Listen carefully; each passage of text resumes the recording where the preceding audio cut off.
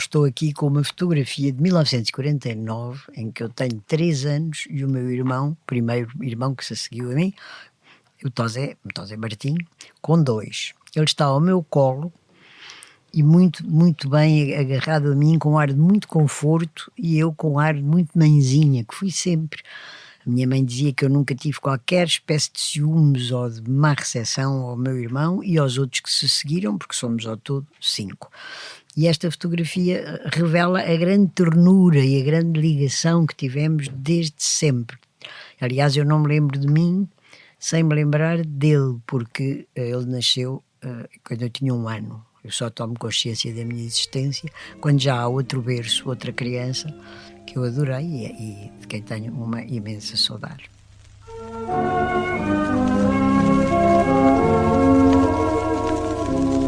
Que saudades eu já tinha da minha alegre casinha, tão modesta como eu. Como é bom, meu Deus, morar assim num primeiro andar, a cantar vindo do céu. Chama-se Ana Maria Bastos de Oliveira Martinho, nasceu a 14 de abril de 1946 e o mundo dos livros conhece-a como Ana Maria Magalhães.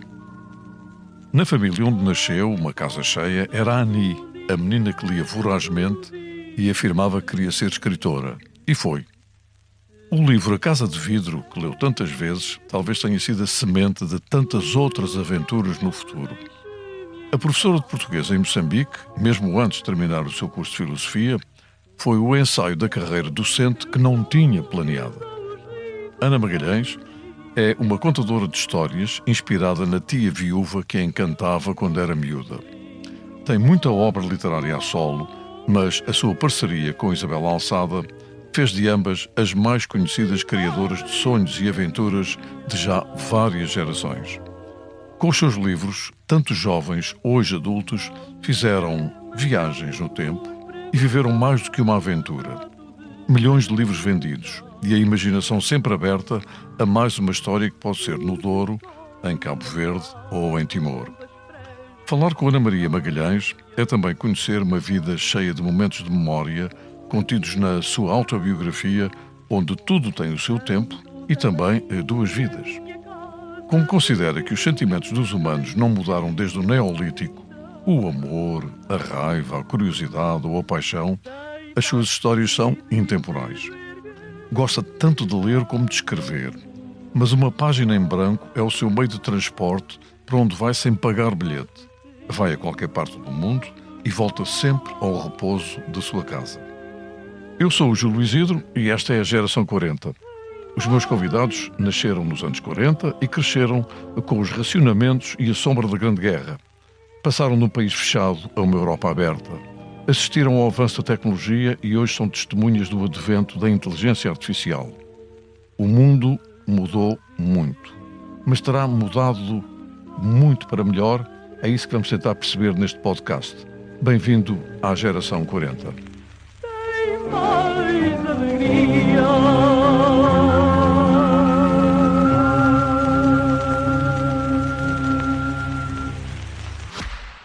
Maio é o mês do coração.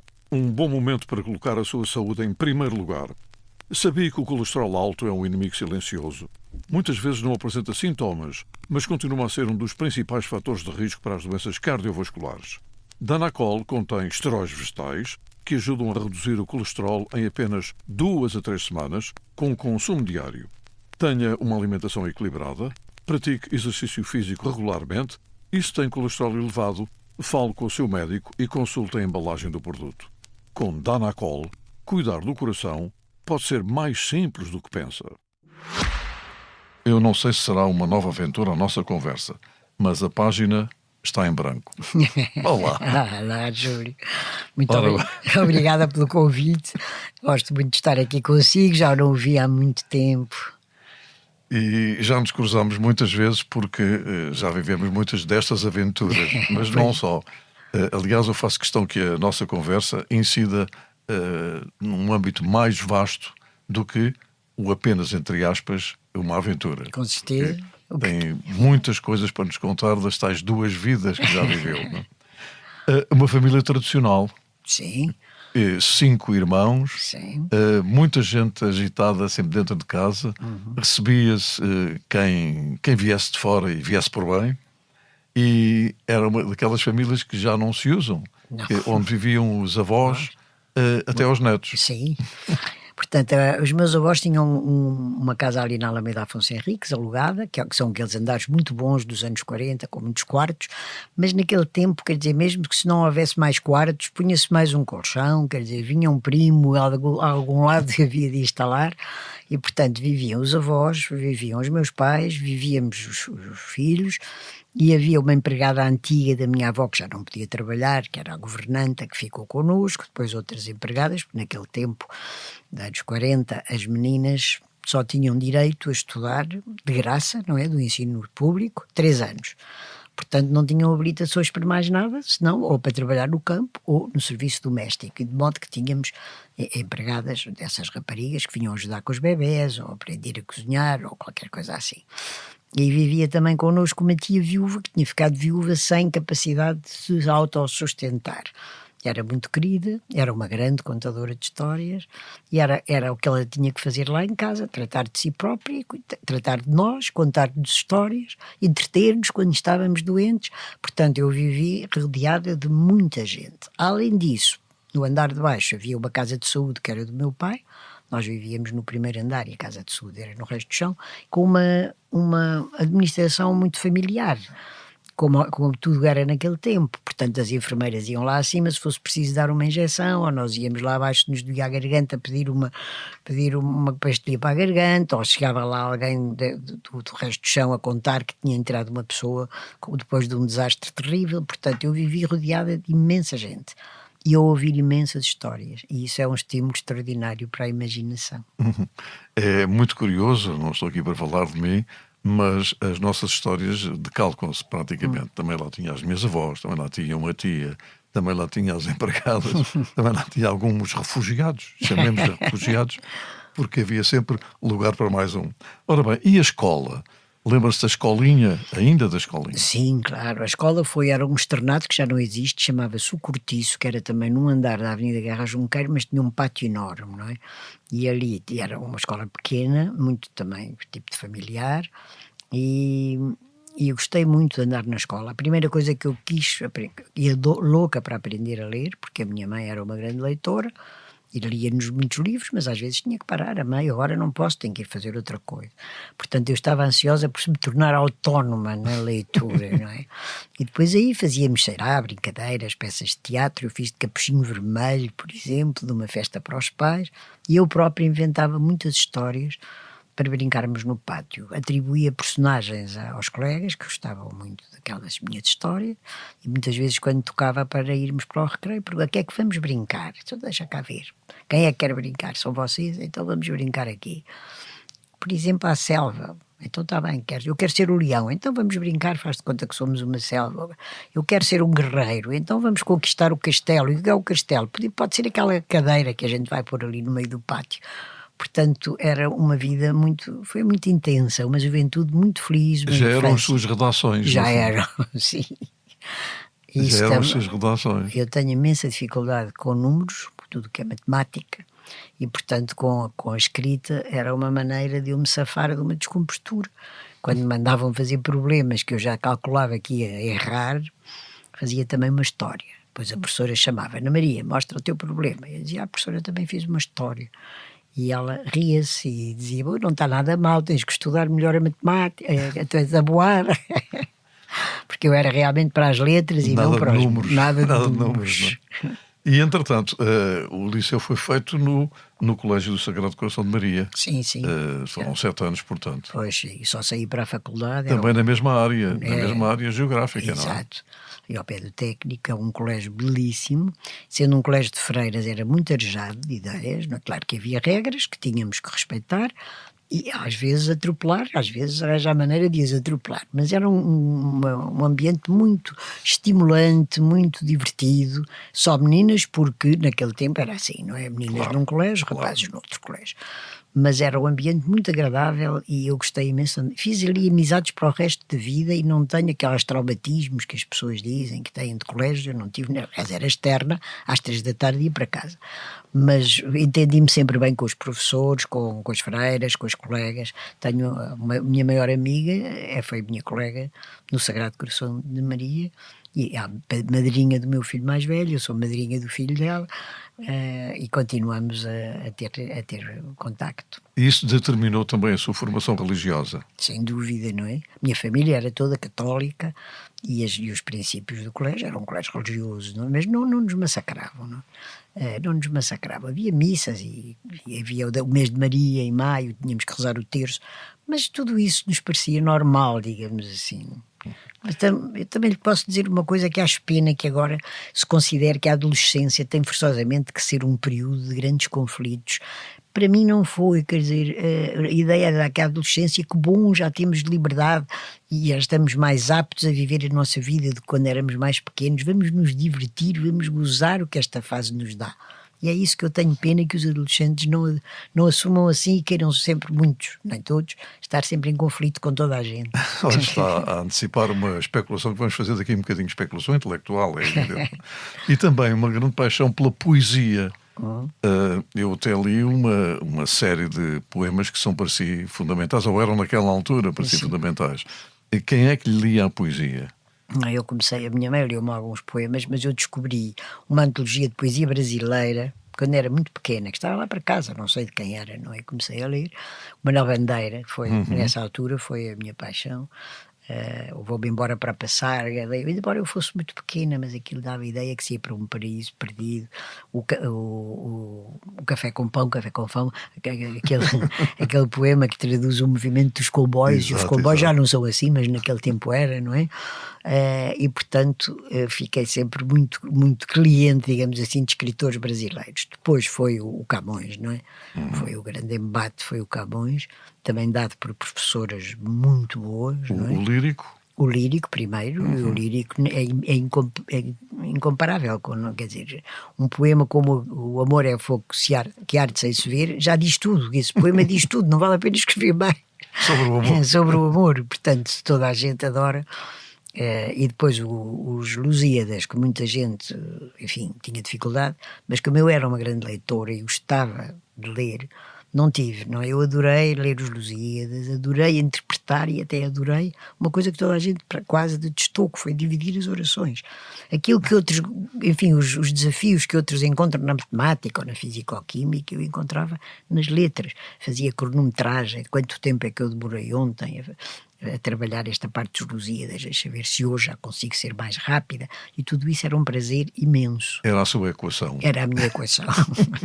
Ora bem, mas há um livro que eu sei que leu exaustivamente, e eu dei-me ao trabalho, um trabalho saudável, também de o consultar, que é A Casa de Vidro, do Gareth Robin, que leu imensas vezes, porque curiosamente é um livro de 2 livros, ou 2 histórias, não é? Porquê é que se interessou tanto por um policial passado em áreas completamente diferentes e em tempos completamente diferentes? Não, o problema é que não é essa Casa de Vidro que o Júlio consultou. O Tosé não gostava nada de ler, porque era, enfim, não havia ainda esse diagnóstico, porque era disléxico. E isto só mais tarde na vida é que se soube, não é?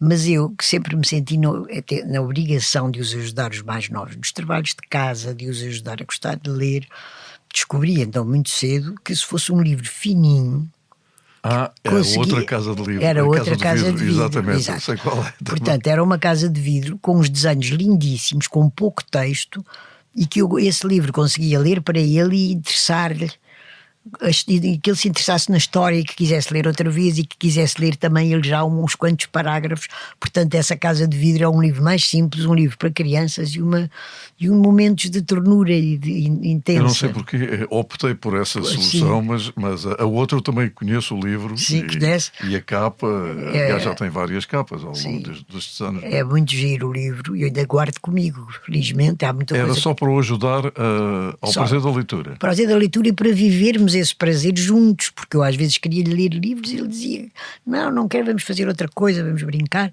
E então aquilo era, como era uma coisa que eu adorava fazer, então vivi aqueles momentos com ele a ler A Casa de Vidro. E entretanto, escolheu filosofia. Ainda é do tempo das histórico-filosóficas? Não. Não, o meu pai é que era histórico-filosófico. Não, foi uma estupidez, quer que lhe diga, eu devia ter tirado História, porque é isso que eu realmente gosto. Mas na altura fiz uns testes de orientação profissional, porque sabia que queria letras, mas não sabia exatamente o quê. E disseram-me que a número 1 eu devia ir para a filosofia. Eu fui. Na verdade, eu não gostei do curso, mas passei no primeiro ano para o segundo e não tive coragem de voltar para trás. Foi uma estupidez, porque realmente o que eu realmente gosto é de história, gosto de saber, mais do que especulações, que talvez não tenha muita paciência, gosto de saber como é que foi o passado, analisar as várias épocas, fazer, enfim, interpretações para o que está a acontecer agora e para o que pode vir a acontecer no futuro, e esse teria sido o curso que eu gostava de tirar. Mas pronto, depois acabei por ir até ao fim. E foi professora de História também. Sim, e de Português, não é? Exato. Para além disso, com um curso de Psicologia, não é? Sim, depois eu acumulei, porque como não gostava nada do curso de Filosofia, mas resolvi, agora passei, não vou repetir. Pronto. Então vou fazer mais qualquer coisa. E na faculdade as aulas eram só de manhã e abriu o curso de Psicologia, aquilo que agora é o ISPA. Exatamente. O ISPA, que abriu ao fim da tarde. Portanto, eu inscrevi-me também no curso de Psicologia e fui fazendo os dois. Quando me quis casar, é que casar e 2 cursos já era muito complicado. Como o ISPA ainda não estava oficializado e eu queria ter um diploma, desisti da Psicologia e fiquei com a Filosofia. Mas gostei muito mais de Psicologia, sem dúvida nenhuma. Que razões é que, para além do amor, é evidente, é que a levaram a casar-se aos 20 anos? Sabe que na nossa geração casava-se muito cedo, não é? E depois havia a guerra colonial. O meu primeiro marido foi chamado para a guerra colonial e, na verdade, não se dizia isto em voz alta. Mas ninguém sabia se eles voltavam, não é? Se os rapazes que iam para a guerra colonial se voltavam. Portanto, toda a gente queria casar e até talvez ter um filho, que foi o meu caso. Mas havia também outro problema, é que eles estavam a acabar um curso, ou a acabar o liceu, ou a acabar um curso, ficavam com emprego, porque na tropa ganhavam ordenado, o que permitia o casamento, não é? Portanto, casei-me com 21 anos, ele tinha 22, e depois fiquei à espera do meu primeiro filho, e ele foi chamado para Moçambique, e tivemos muita sorte. Porque, quer dizer, nessa altura Portugal era do Minho a Timor, não é? O único sítio do Minho a Timor, sem ser Lisboa, onde ele tinha família, era Lourenço Marques, hoje Maputo. Um tio, que tinha uma agência de publicidade, e um primo que era engenheiro e que trabalhava lá. Portanto, fomos para Lourenço Marques, hoje Maputo, e nunca saímos da cidade. E a cidade era linda e não tinha ecos da guerra, e foi um ano, ele teve 2 anos, mas eu só lá fui ter depois do meu filho ter nascido. Foi o melhor ano. Olha, é engraçado porque eu teria dado um ano de vida para ele não ir, e afinal foi o ano mais feliz do nosso casamento. Foi esse, vivido em África. E não significou, portanto, o casamento, como acontecia tantas vezes, como uma forma de libertação da casa onde eu vivia? Não. Uma casa feliz como a sua? Não. Não era compatível com isso? Eu queria me casar para começar vida nova, como qualquer rapariga daquela idade queria, porque agora não querem. A minha filha, é assim, a minha avó casou com 16 anos, a minha mãe com 17 anos, eu com 21 anos e a minha filha com 30. Portanto, isto vai avançando.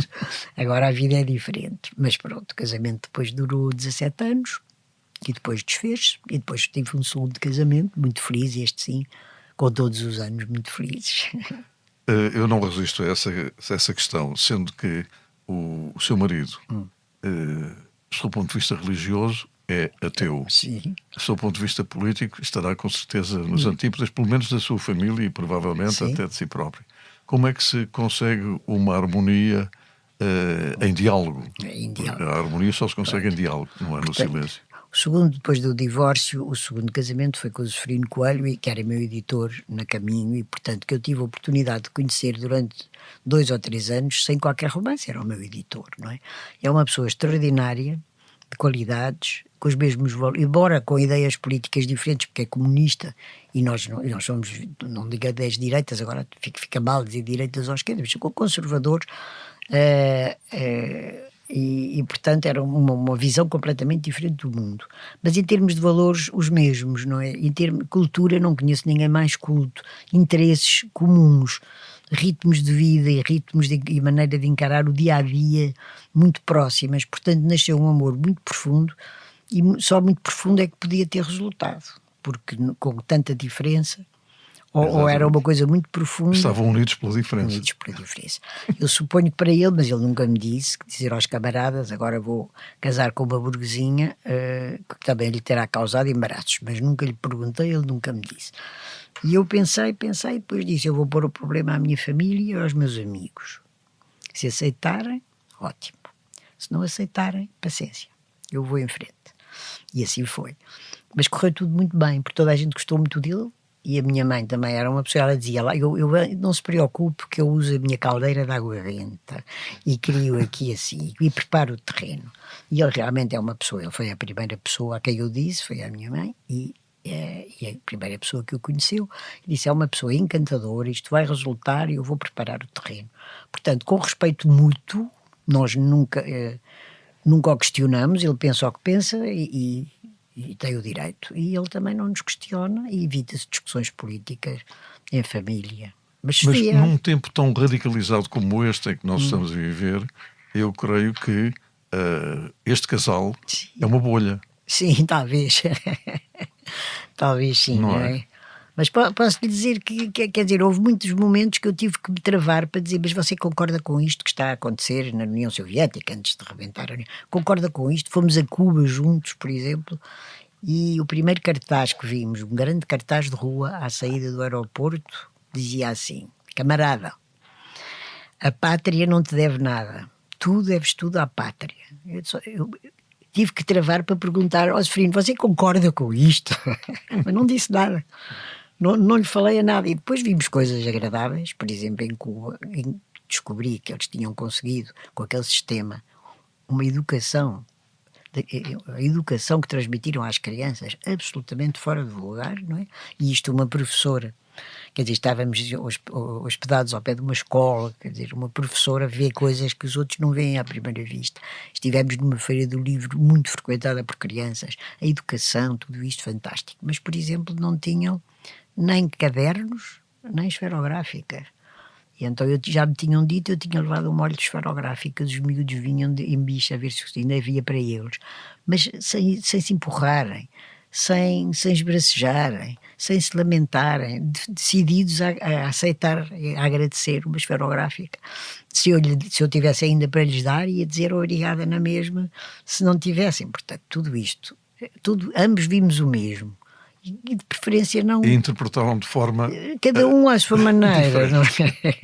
Não discutimos, não vale a pena, não chegaríamos a lado nenhum.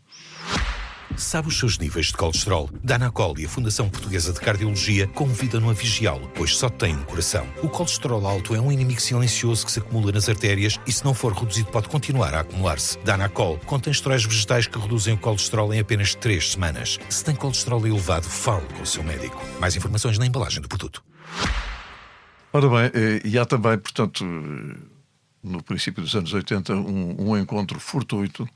A vida também é feita dessas coisas. Claro. Um encontro fortuito que é também por uma vida. Sim. Que é exatamente o seu encontro na Escola Fernando Pessoa com Isabel Alçada. É muito engraçado, sabe, porque dessa altura nós tínhamos que escolher 3 escolas para onde queríamos ir. Para onde nos decidimos, enfim, quando achávamos que podíamos ir. E a escola para onde eu conheci a Isabel Alçada foi a 3ª. Eu pus em 3º lugar, porque as outras 2 eram mais perto da minha casa. Mas olha que azar. Há realmente males que vêm por bens.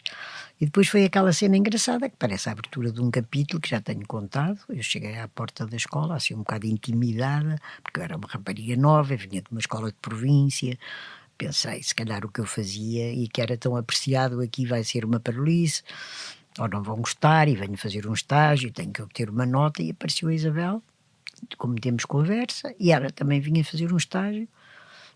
E demos-nos muito bem a trabalhar como estagiárias, e depois, só 4 anos depois, é que começámos a escrever juntas, e até hoje somos muito amigas, e fizemos realmente uma parceria invulgar, porque dura há tanto tempo, e muito bem. Mas antes, por aquilo que eu sei, de uma forma quase clandestina, escreviam uns textozinhos, umas histórias para serem lidas mesmo nas aulas. Sim, mas isso foi com ela. Foi com a Isabel já. Exato, já com a Isabel. já. Escrevemos histórias para ser lidas nas aulas, porque havia poucos livros para crianças, na verdade. Estávamos nos anos 80 e havia livros, sobretudo, escritos dos anos 40, não é? Mas tivemos alunos muito agitados, alunos difíceis, uma turma de alunos muito difíceis, que não aceitavam nada, não queriam nem banda desenhada. Até tentámos banda desenhada para ver se os cativávamos. E então eram alunos que os rapazes andavam muito à pancada e não havia livros que incluíssem pancadaria, vá. E nós pensámos, vamos escrever uma história que seja parecida com eles, a ver se eles gostam da história, não é? Fizemos uma curta, porque eles são muito impacientes. E então fizemos uma história com uma página que começava com 2 rapazes à chapada, o que foi uma surpresa imensa para os alunos, porque era sempre tudo muito poético, muito lindo, muito simbólico, que eles achavam chatíssimo. E então acharam graça, riram e depois pediram mais. Este senhor, porque nós fizemos um anagrama com Ana e Isabel, deu o nome de Anel, Alçada com Magalhães o nome de Alcães, portanto a história era de um escritor ou escritora, Anel Alcães. E eles, traga mais histórias do Anel Alcães. Eu disse, vamos arranjar.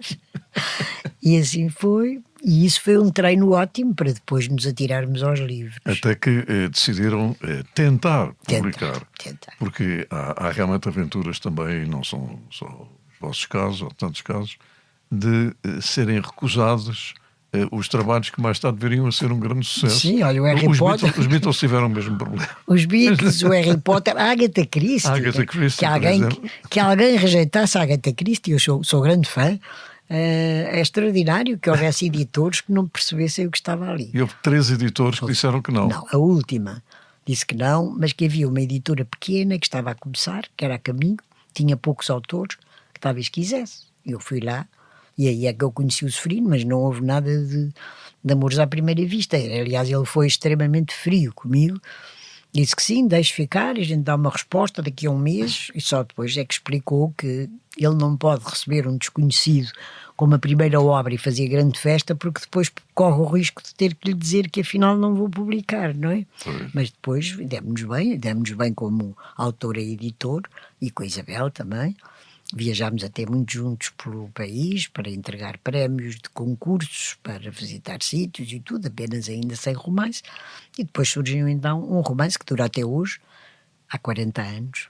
Mas há aqui uma questão muito curiosa, que a condição que foi posta pelo editor é que editavam uma aventura na cidade se editassem ao mesmo tempo logo outra que tinha a ver, nomeadamente, com o Natal, não é? Não, eles não disseram que tinha que ser o Natal, tinha que ser outro volume. Outro volume. Vocês é que fizeram um sobre o Natal. Nós fizemos um sobre as férias de Natal e eles saíram em simultâneo. Que saíram em simultâneo, dia 25 de novembro de 1982.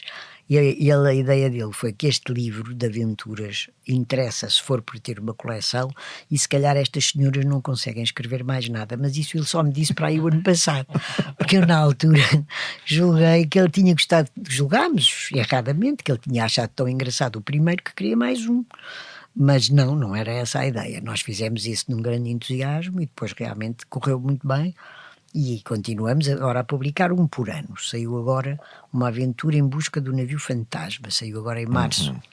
E portanto... É o 69º. Nono, exatamente. Exato. Mas o 70º também já está pensado, não é? Já. Eu agradeço muito o título. É inesquecível. Já aqui herdado do Júlio Isidro. Aliás, tenho que lhe dizer que adorava esse seu programa e via sempre, a menos que qualquer coisa me afastasse de casa nesse serão. E entretanto...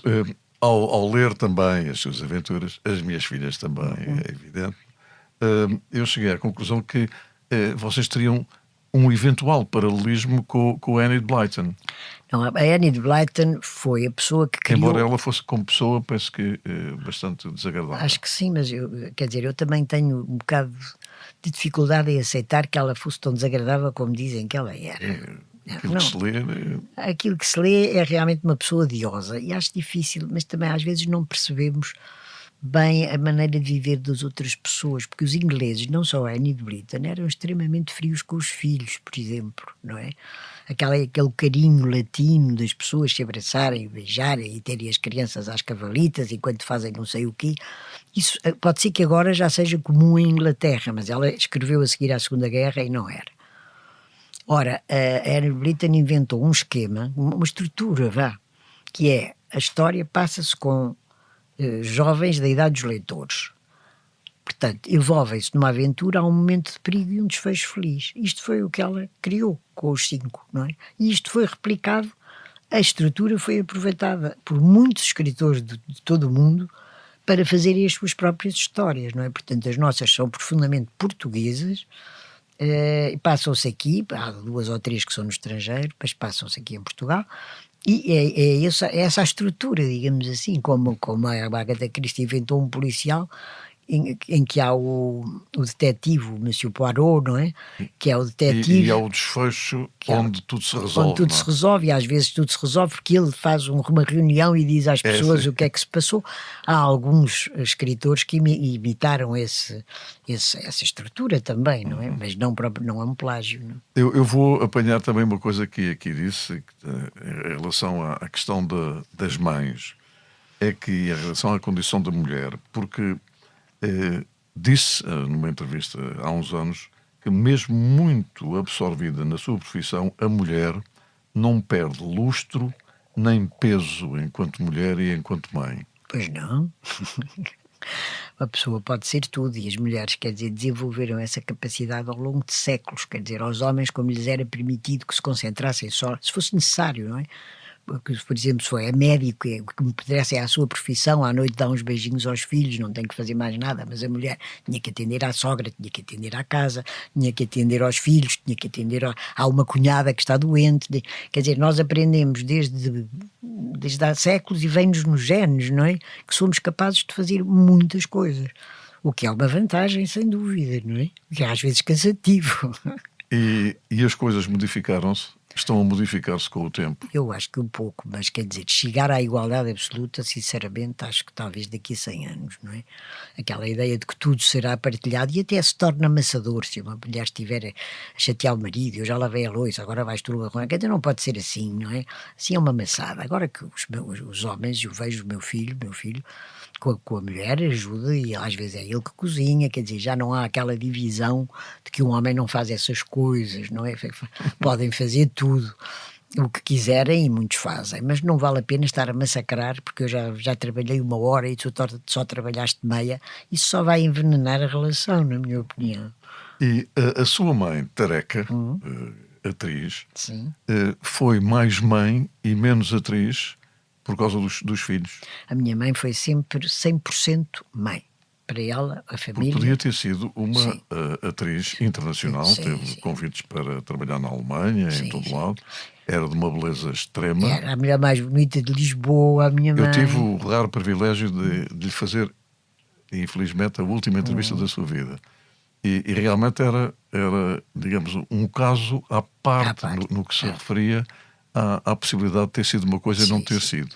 A minha mãe tinha um grande talento para representar, era lindíssima, e quando eu tinha 9 anos, não é? 9 anos, 10 anos, não, 10 anos, eu pedi ao meu pai que ele que deixasse fazer um casting.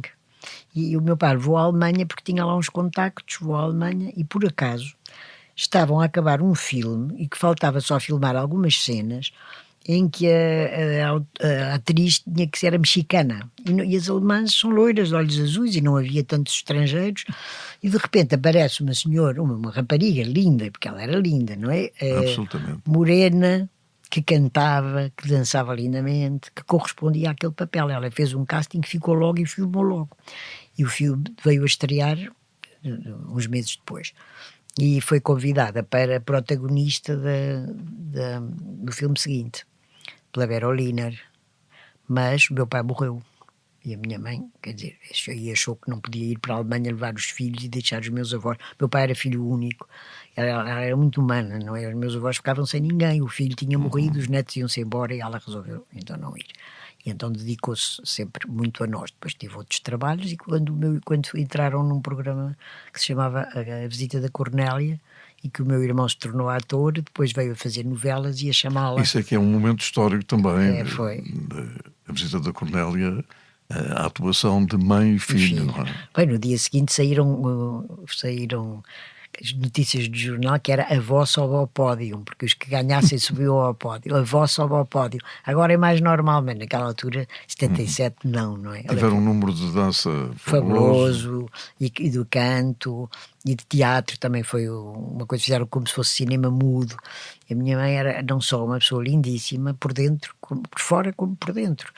Era muito alegre, era muito criativa, era muito divertida, mas que, por exemplo, era capaz de se apagar para os outros brilharem se fosse necessário. Isso é raro.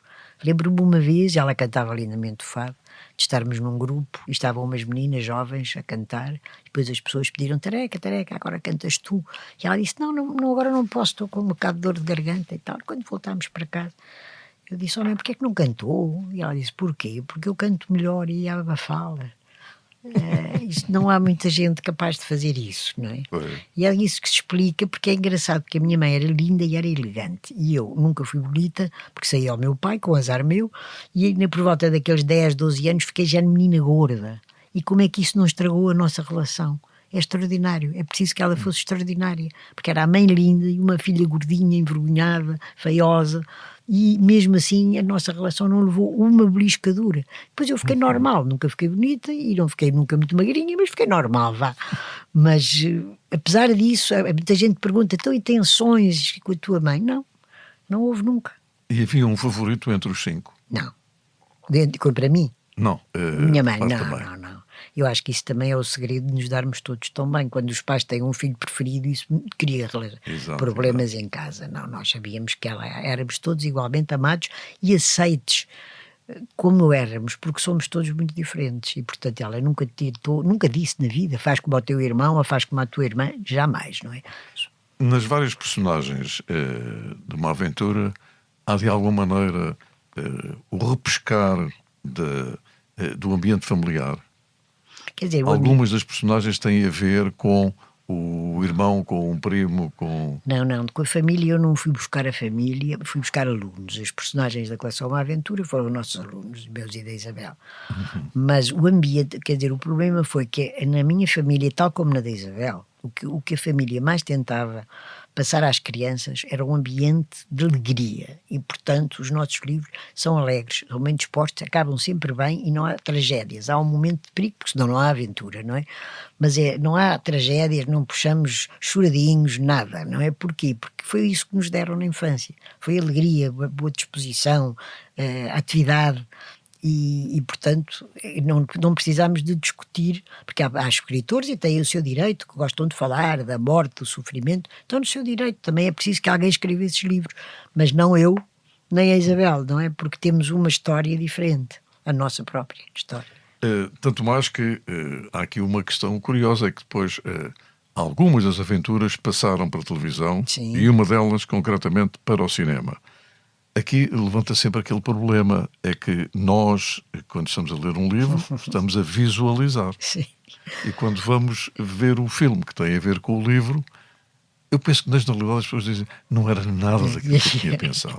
Como é que as pessoas reagiram às séries de televisão relativamente a isso, relativamente ao ambiente da aventura e até às próprias personagens? Foi engraçado, sabe, porque há sempre pessoas que dizem isso: não era nada que eu tinha imaginado, os livros são melhores, mas houve muita gente que disse: fui procurar o livro e lê-lo outra vez, porque tive saudades daquela gente, daquelas peripécias e tal, e compreenderam que teve que haver alguma adaptação, porque há coisas que, se eu disser que as nossas personagens foram uma festa com 500 pessoas, se fizerem o filme têm que contratar 500 figurantes, não é? Portanto, não pode ser, tem que haver algumas coisas, tenho explicado isso em escolas, algumas coisas que têm que ser adaptadas, mas não estragou os livros. Portanto, o imaginário da leitura não perturbou também a capacidade das pessoas verem e interpretarem o filme? Não, alguns de outra maneira. Não. Os que não gostaram deixaram de ver, e os que gostaram acharam graça, foram ler o livro outra vez, fizeram comparações. E ainda hoje é histórica a circunstância da Aventura na Casa Assombrada ser o primeiro filme do género lançado em Portugal, não é? Pois foi. Ainda não tiveram nenhuma réplica. Não, sabe que tudo isto fica muito caro e é complicado, não é? Mas foi divertido. Até fomos ver a casa que escolheram e como é que a prepararam ali na Serra de Sintra para ser a Casa Assombrada. Estava muito engraçada, com teias de aranha. A minha neta era pequenina e as teias de aranha eram feitas de açúcar e ela queria comer bocadinhos de teias de aranha. Ora bem, eu também queria falar consigo sobre a circunstância de ter sido professora durante tantos anos, porque há bocadinho dizia com razão, quando foi a Cuba, foi ver com olhos de professora aquilo que os outros eventualmente não veriam. Como é que era o ensino no seu tempo, comparativamente com o de hoje em dia? No meu tempo era completamente diferente, porque digamos que era talvez mais simples, não é? Nós sabíamos exatamente o que é que queriam de nós, não é? Era uma questão de estudar, Havia livro único que os nossos pais já tinham estudado por aqueles livros e nós estávamos a estudar também. Depois houve uma explosão a seguir ao 25 de Abril, não é? Houve uma explosão ótima, porque deu grande liberdade aos professores, e eu já era professora, para fazerem experiências, não é? Mas depois, quer dizer, hoje em dia... para já, eu acho que os programas são extensos demais, são muito longos, não é? Depois, por exemplo, temos a disciplina que eu dava, que era História de Portugal, eu dava Português e História de Portugal do segundo ciclo, fizeram uma variação que eu não concordo, que é uma disciplina que é História e Geografia de Portugal.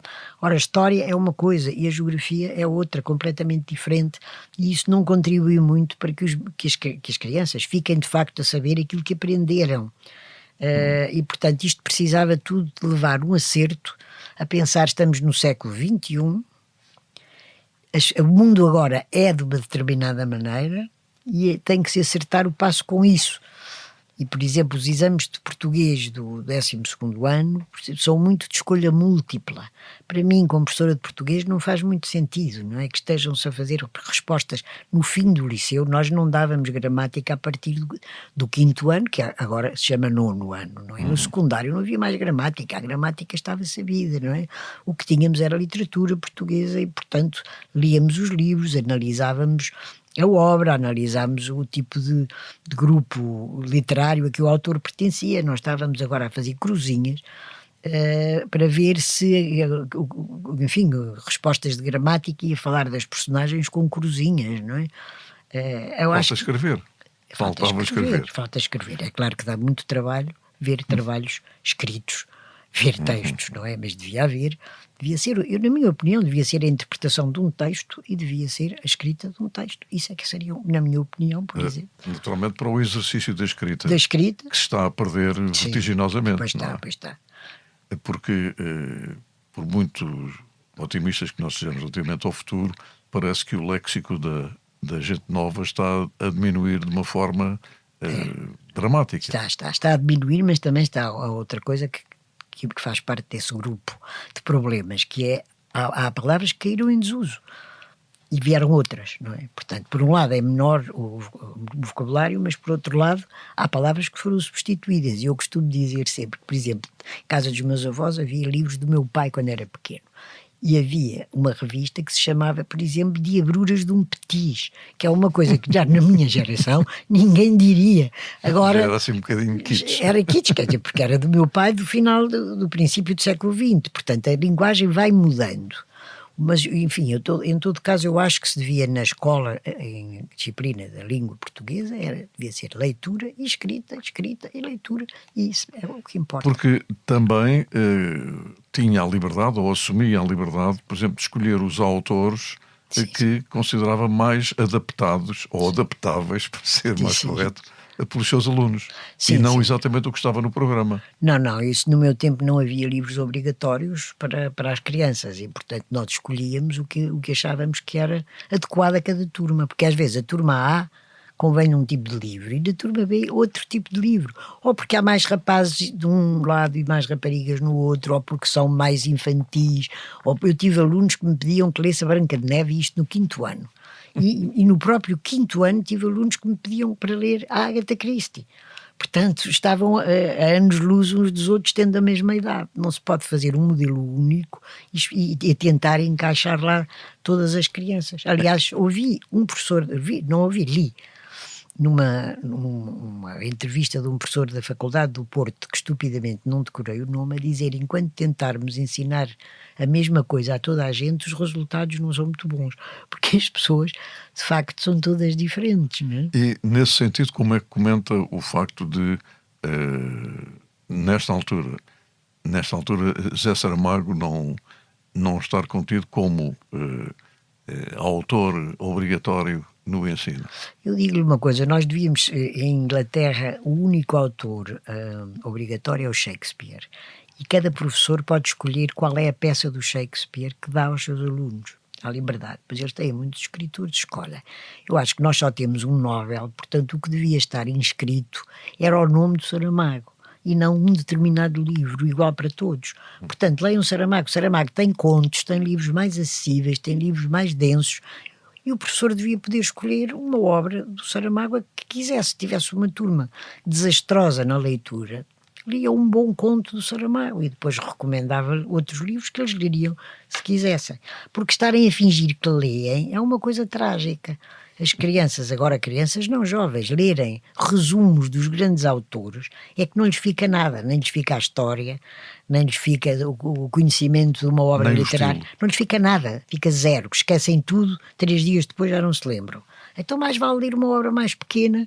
O próprio Eça de Queiroz tem contos magníficos. Porque é que não é obrigatório um conto e depois apresentar as outras obras e introduzir? Há bocadinho dizia que em provas de português se resolve tudo com umas cruzinhas. Tudo não, mas Ou bastante. a maior parte. Sim. E então os benefícios e malefícios da inteligência artificial que já faz as redações pelos alunos? Acho fatal, não é? Fatal. A inteligência artificial deve poder ser aproveitada para o que é útil, mas não para substituir o desenvolvimento intelectual, senão voltamos às cavernas, não é? Voltamos a viver nas cavernas e a caçar à pedrada. Não pode ser. Então todo o progresso, aliás, acho que o quociente de inteligência está a diminuir a nível mundial e, portanto, acho que isso, as É a crianças... primeira vez na história que há isto essa acontece. recessão. E realmente ainda há tanto para fazer e para descobrir, sei lá, até sobre tratamentos para doenças graves, e de investigação científica em muitos domínios para resolver problemas, e estamos a esparvoar com a inteligência artificial. É uma coisa triste, não é? O facto é que há teses que já são feitas com inteligência artificial. Claro. E algumas depois ficam decalcadas, porque vão exato, todos à mesma exato. fonte, não é? Mas eu ainda não havia inteligência artificial quando eu me reformei, mas já muito pouco depois de começar a dar aulas, eu só classificava e valorizava o que fosse feito na minha frente. Portanto, podiam-me trazer trabalhos maravilhosos de casa e eu dizia que sim, está bem, mas para mim só contava aquilo que eu realmente mandava fazer e via ali fazer na minha frente. E não percebo como é que alguns professores, quer dizer, percebo, às vezes também estão cansados e faz de conta. São trabalhos que foram feitos pelo pai, pela irmã, por um explicador, por um vizinho que é mais velho, e realmente isso não ajuda muito. Ser professor hoje em dia é mais difícil do que ser professor no seu tempo. Há muito mais, não é? Portanto, temos a escola inclusiva, as pessoas têm que ser não só professor, como terapeutas, porque não sabem o que é que lhes calha e pode-lhes calhar todo o tipo de portadores de deficiência, que merecem todo o carinho, merecem toda a atenção, mas as pessoas não estão talvez preparadas, não têm preparação, a maioria, não é, para tanta variedade de problemas que vão ter de enfrentar. Depois, as crianças que não falam português, também é um problema sério, não é? E que muitos professores encaram como um desafio e ajudam, mas em todo caso é muito mais complicado. E depois, quando eu entrei, o professor ainda era uma espécie de um deus, não é? Eu entrei em 69, portanto éramos muito respeitados, muito prestigiados. Depois, a pouco e pouco, isso desapareceu e hoje em dia há quem pense que há pais que acham que o professor tem que estar 24 horas por dia ao serviço dos filhos, e não pode ser, não é? O professor também tem a sua vida, não é? Eu ia pôr-lhe essa questão, quer dizer, de que maneira é que há pais que remetem para a escola a responsabilidade de educar os filhos? Remetem não só para a escola. Eu conheço uma colega que trabalha numa escola de ensino um bairro complicado e diz que várias vezes já lhe aconteceu que os miúdos adoecem ao sábado e os pais não levam ao centro de saúde e vão entregá-los na segunda-feira para o professor levar ao centro de saúde. Isso, básico, não é? Por outro lado, no outro dia estive num bom liceu de Lisboa, em que o professor me disse: eu não tenho tempo para preparar as aulas como deve ser, porque quando chego a casa tenho, por exemplo, 30 mails de pais a fazer reclamações, a dar sugestões. Quer dizer, no meu tempo tínhamos um dia por semana em uma determinada hora para receber os pais, quem quisesse ir. Se um pai não podia aquele dia àquela hora, então contactava e organizava-se de outra maneira, numa hora de almoço, não é?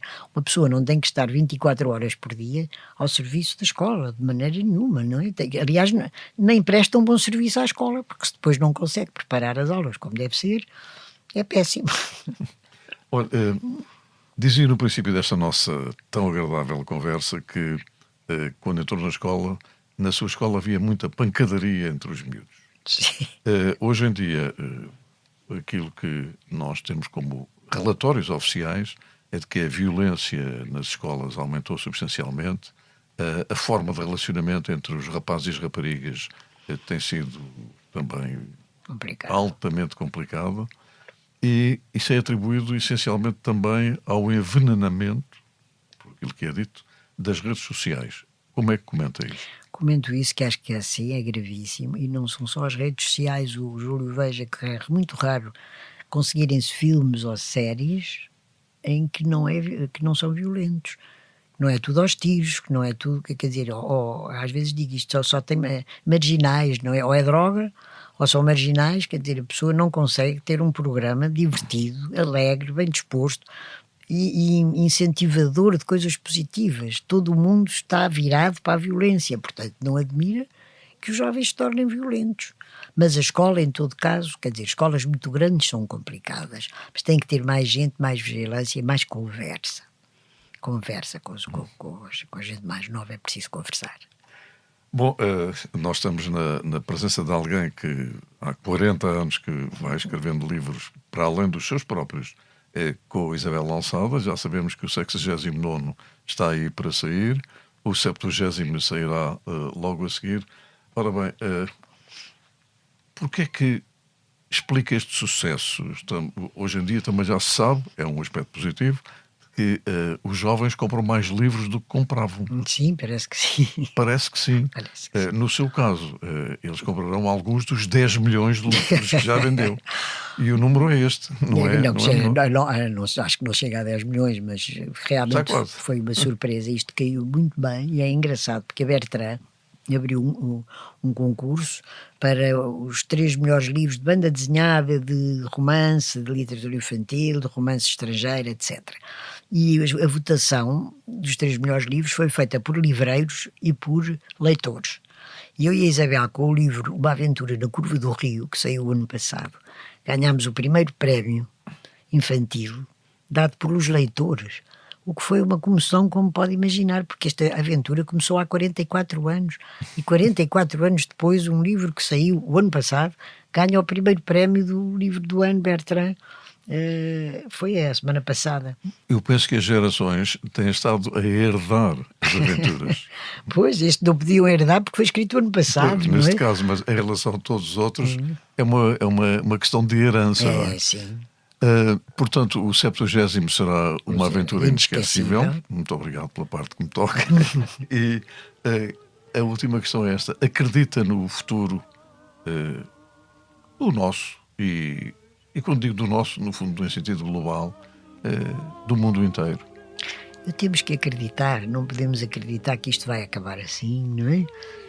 As pessoas, haverá períodos difíceis, haverá crises, haverá guerras, mas acabaremos sempre por sobreviver, espero. Vamos sobreviver. Acho que sim. Muito obrigado. Muito obrigado. Júlio, gostei muito. Mas quase sempre o lar dos